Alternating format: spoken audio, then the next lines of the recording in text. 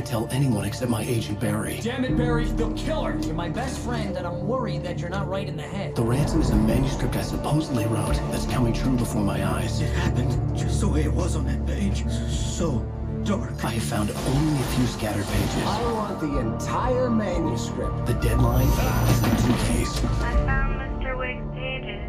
Good girl. How the hell did she get her hands on the manuscript anyway? I don't know. She's resourceful.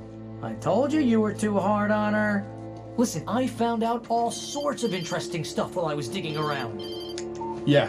Mr. Wake, it's Sheriff Breaker. We have an FBI agent here, Agent Nightingale. FBI? He's anxious to see you. You'd better come to the station. Okay, I'll be right over, Sheriff. Let's make this quick, huh? Help you folks? Name's Randolph. I'm the manager. We're looking for Rose. Works as a waitress down at the diner. Rose, sure. Nice girl. Who wants to know? I'm Alan Wake. The writer, huh? I heard on the radio you were visiting. Well, I'll show you her trailer. That Rose, she's a nice girl. Always pays her rent on time. As I was saying, Al, I found all sorts of weird stuff from the local newspaper's archives. This place is crazy. Disappearances, mysterious deaths, urban legends come true, and get this, most of this stuff takes place around Cauldron Lake. Well, you ain't wrong, mister. The Indians thought the lake was a doorway to the underworld. I'm the God-fearing type myself. I don't hold with that sort of thing. Yeah, okay. Anyway, there was an island there owned by a guy called Thomas Zane. Now, some of the articles I found about him make him out to be a famous writer, but I ran a bunch of searches, couldn't find a single thing he wrote. Zane was heavily into diving, so much so that the place came to be called Diver's Isle. But the volcano under the lake erupted in 1970, and Zane went down with the island.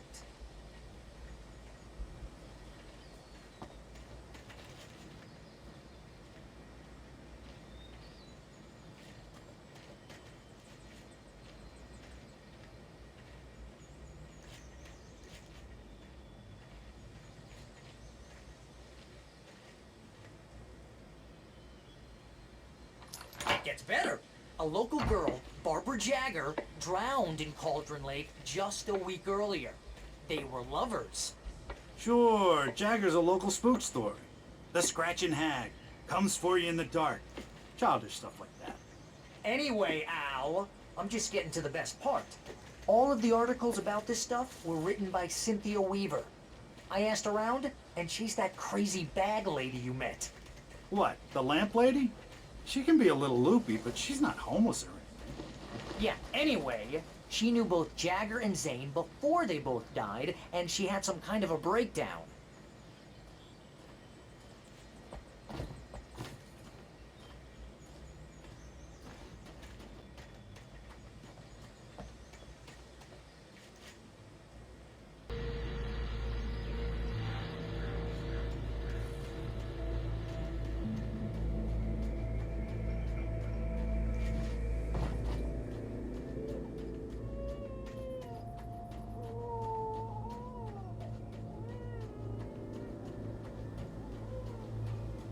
Oh, you're gonna get it now.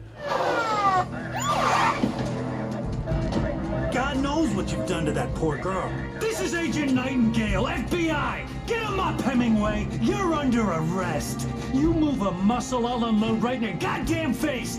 Stay right where you are, Slade!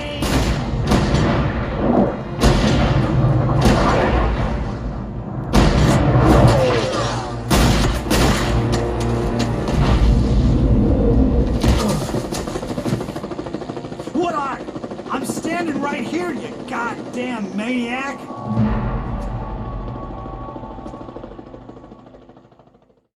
I hated to leave Barry behind, but there was no way I'd miss my appointment with the kidnapper.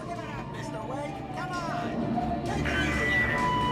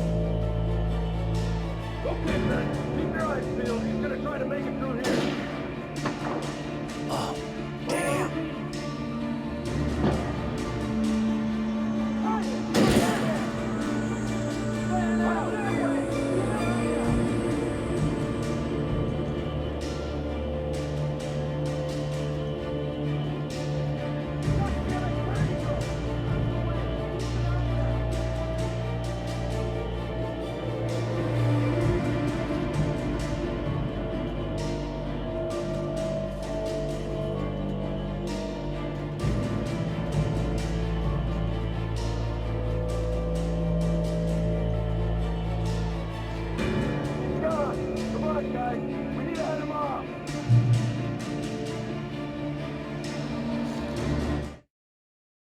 For decades, the darkness that wore Barbara Jagger's skin slept fitfully in the dark place that was its home and prison. It was hungry and in pain. It dreamed of its nights of glory when the poet's writing had called it from the depths and given it a brief, terrible taste of power and freedom. The rock stars had stirred it from the deep sleep the poet had sunk it back to in the end. When it sensed the writer on the ferry, it opened its eyes.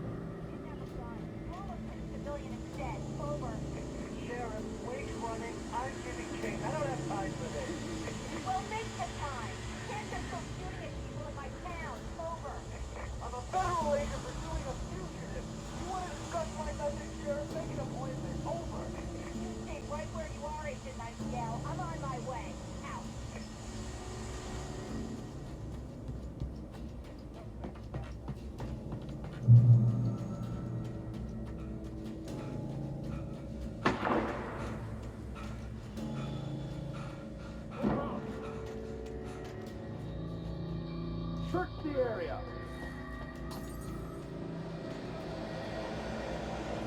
Stay sharp.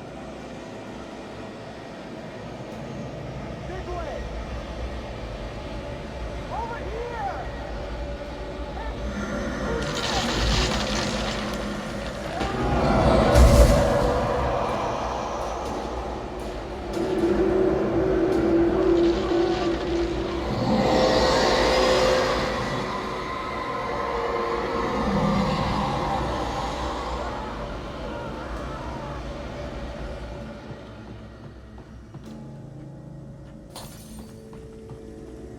This horror was everywhere I went, circling me. The cops didn't stand a chance. They were after a writer, not a monster. I've lost contact with the person that you assigned to me. It's Wake's doing. Wait, are you seriously telling me that geek writer just took out my deputies? Are you kidding? I mean, have you seen this guy? He wears a tweed jacket. Over. He's the guy we're chasing. If it's not him, who then? Bigfoot? Over. I don't know yet, but I'm not in the habit of jumping to conclusions. That tends to come back and bite you in the ass. Out.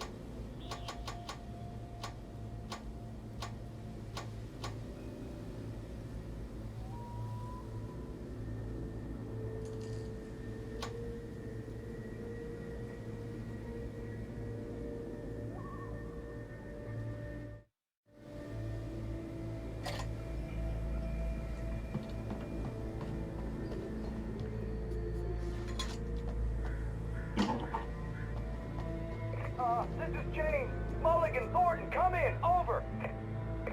Thornton here. James, we got both Wheeler and Rose in custody. They didn't put up a fight or anything. But hey, what are you doing? Come on. Sit down and give me that.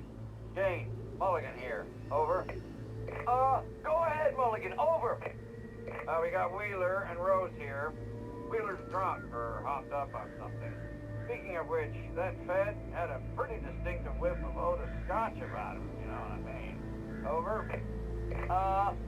I don't have anything on that, Deputy Mulligan. Over. Well, whatever. Anyway, Rose is just being plain weird here.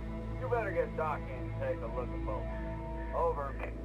Gotcha. You better get them here quickly. The Fed's gonna want to interview Wheeler. Over. Oh yeah, I bet he does. Looks like they have a lot in common. Mulligan out.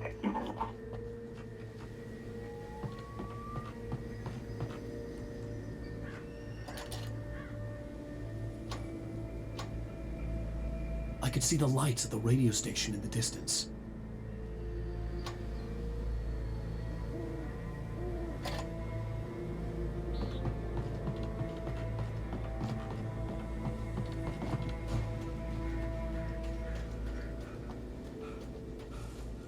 I imagined that the broadcast tower in the distance was part of the local radio station.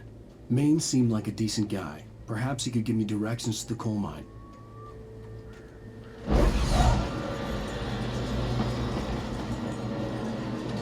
Unnatural shadows clung to the gate. The darkness that was after me was trying to stop me. I wouldn't get through without a light.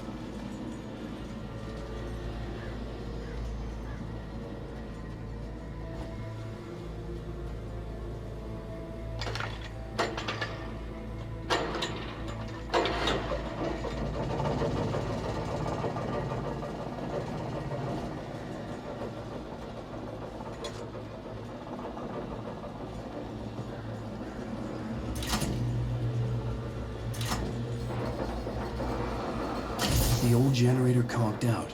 I'd have to see if I could fix it and try again.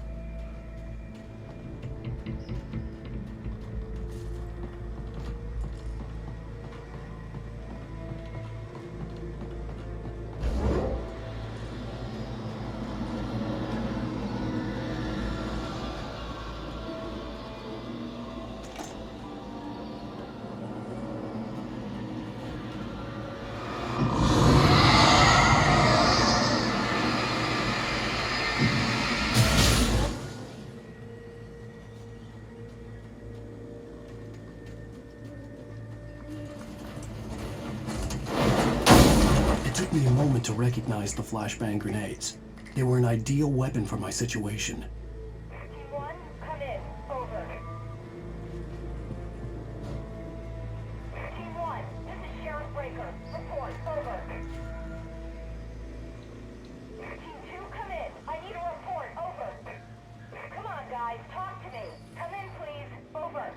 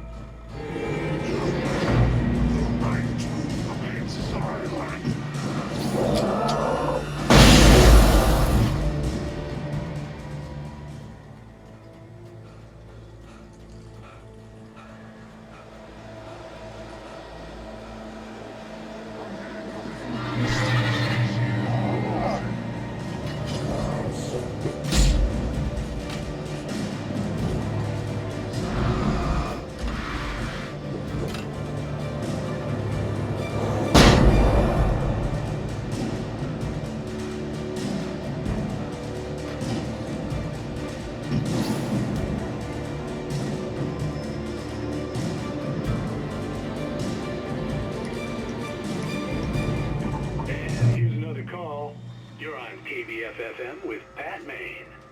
It's Milt Peabody, Pat. What's on your mind, Milt? Well, I live near the trailer park, Pat, and there's a big ruckus going on over there. Well, that's just up the road from me, too. What's going on, do you know? I don't know, but there's a bunch of police cars there, lots of sirens, a helicopter buzzing around, and I think I heard some gunshots. Gunshots? Yes, sir, like from a pistol. So can you find out what's going on? Because it's just next door and they're popping off guns there. They're still shooting? No, it was maybe 10, 15 minutes ago. It sounds serious, Pat. I'm telling you, it don't sound like no party. Well, I'm certainly going to give the station a call, Milt. Okay. You'll hear it here as soon as I hear from them. Okay, thanks.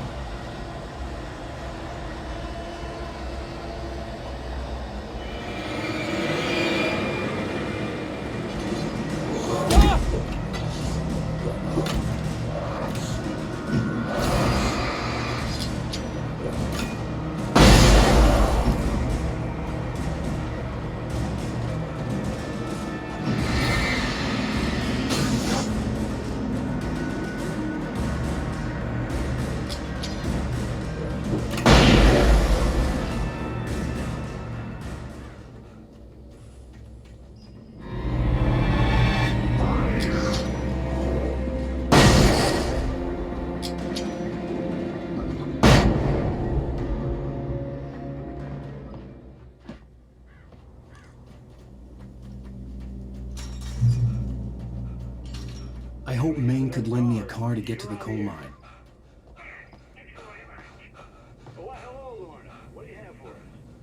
Well, I just don't see why cops bother with the trailer park. What do you mean?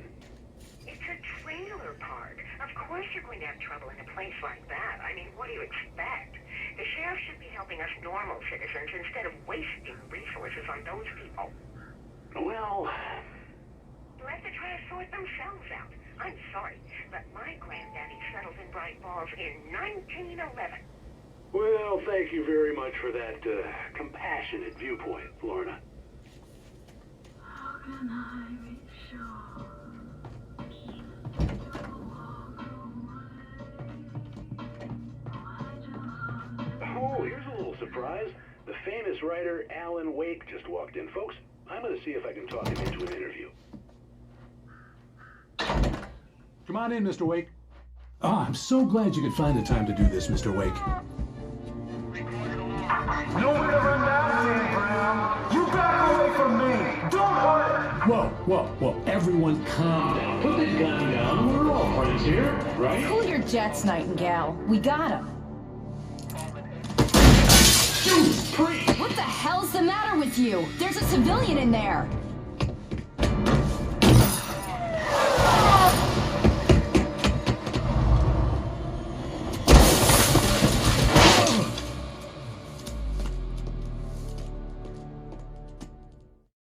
I'll get you yet, even if it kills me. You hear me?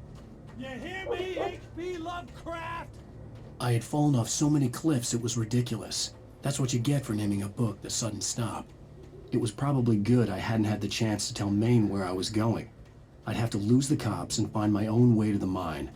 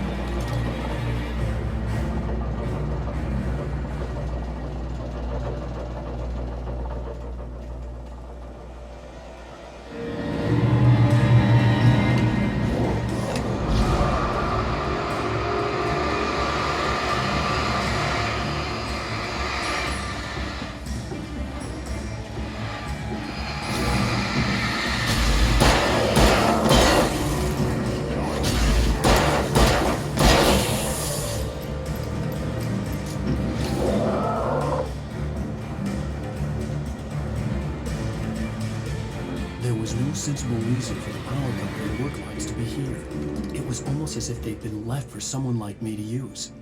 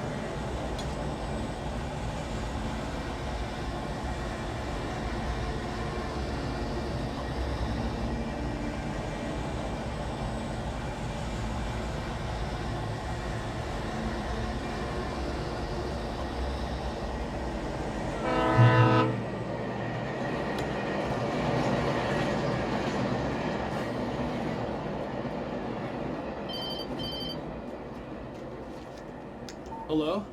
The most stubborn man I've ever met. Alice? Alice? Alan, I'm so afraid. He keeps me in the dark. Please help me. I look at you, Alan, and it's not you.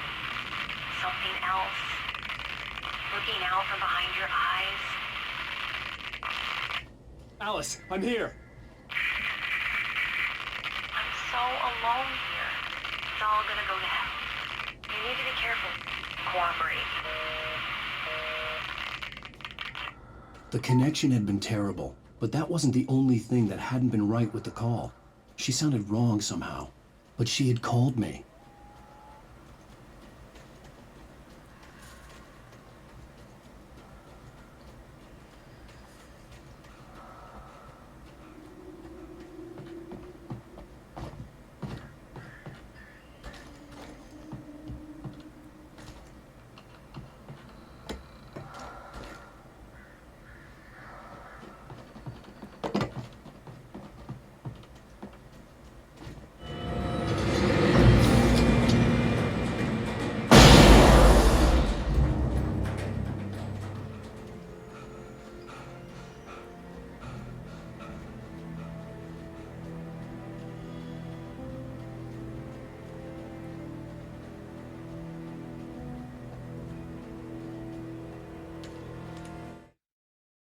The pipe wrenched itself loose from the bridge's steel framework.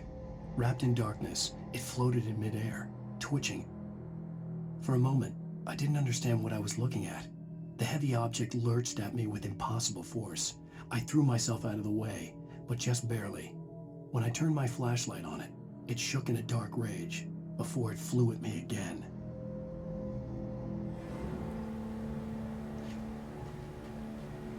I could see a railway bridge up ahead and a warehouse of some sort on the opposite shore. I hoped I could find a car from there.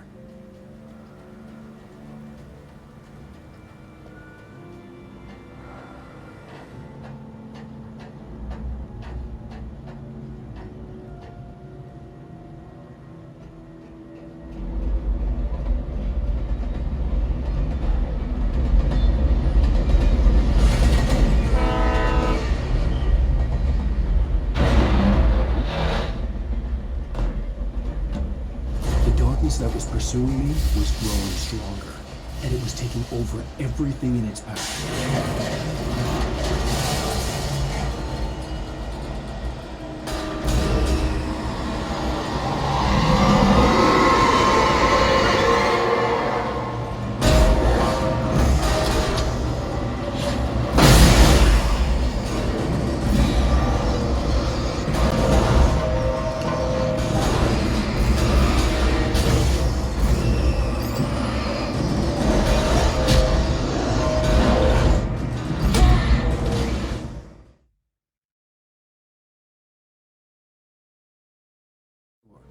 I hoped I could find a car from there.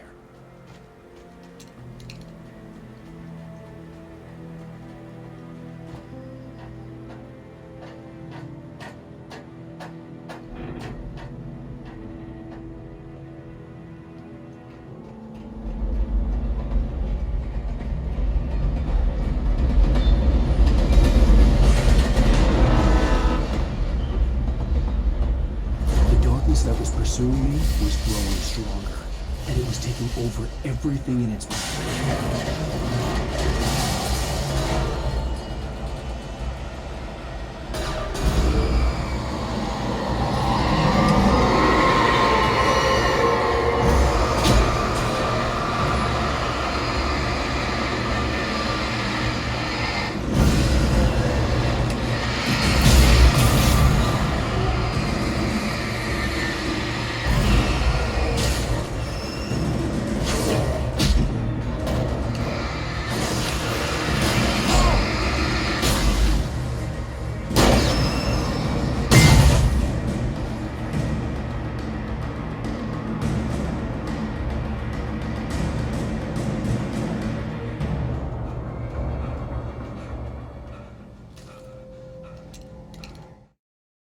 I slammed the door shut right in his smug face. He pleaded for me to open the door. True to form, the asshole actually thought I would obey. I had no sympathy left, no guilt either, not for him. I took a moment to savor the scream. I bet I had a smile on my face. It was all that I had time for. The dark presence was inside the lodge with me.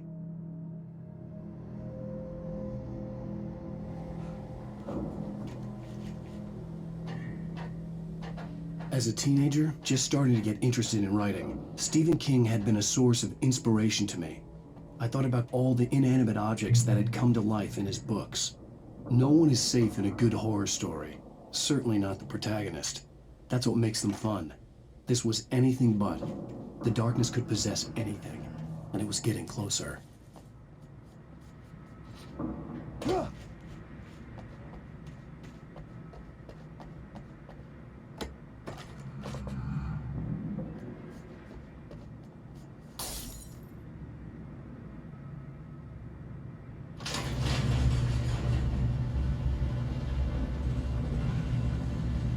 Did you call her?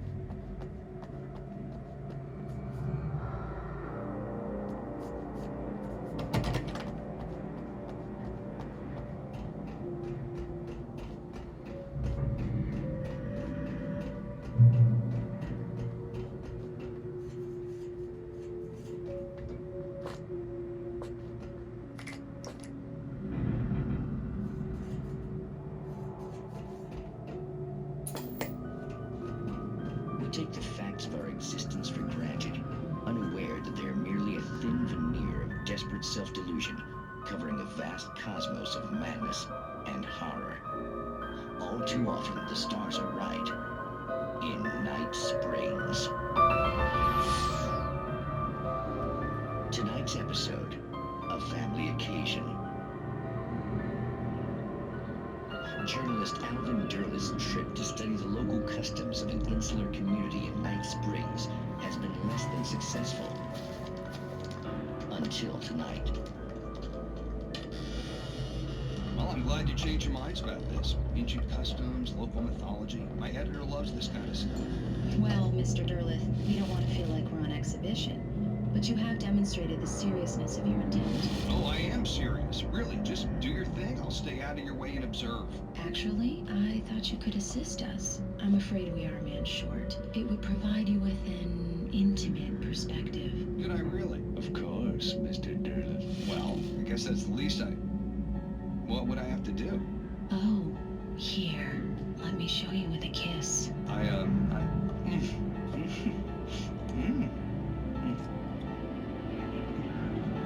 did you...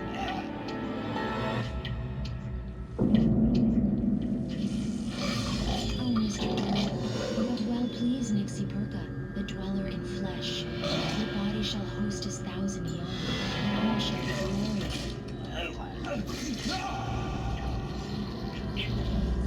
Shh, darling, be calm. Shh. Alvin Derleth learned a harsh lesson. If you go looking for mythology, it may come looking for you. And such quests always bear fruit. Night Springs.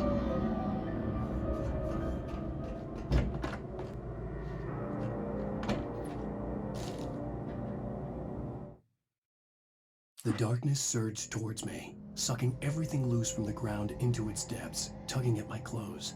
I saw the flare the kidnapper had dropped and threw myself towards it just as I felt my feet leave the ground. The darkness embraced me with the force of a tornado. Somehow I managed to light the flare. The darkness roared and cast me away. I fell toward the dark waters of the lake far below.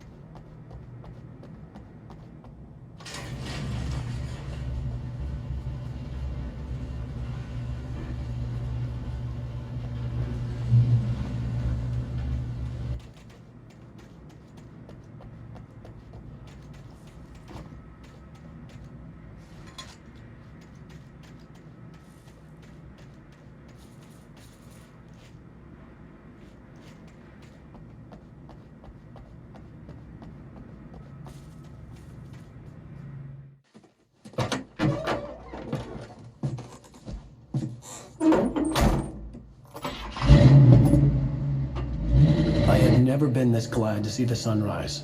I had a couple of hours to get to the coal mine.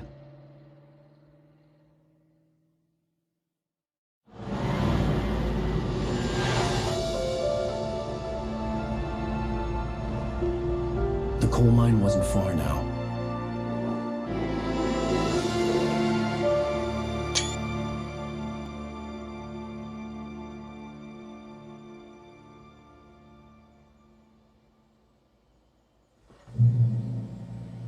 Today, I would meet the kidnapper, and he would give me Alice. I wouldn't give him any other choice. A drowning man will clutch at a straw.